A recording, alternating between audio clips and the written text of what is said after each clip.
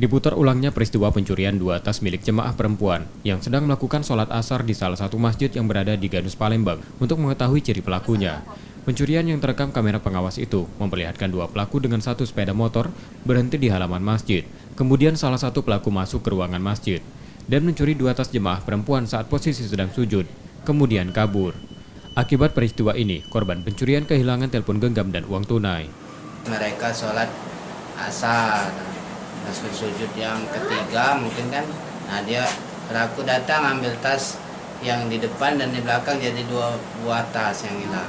Ada berapa pelaku ini, Kak? Ada 2 pelaku, yang satu yang ambil tas itu, yang satu nunggu di motor. Yang kedua kan.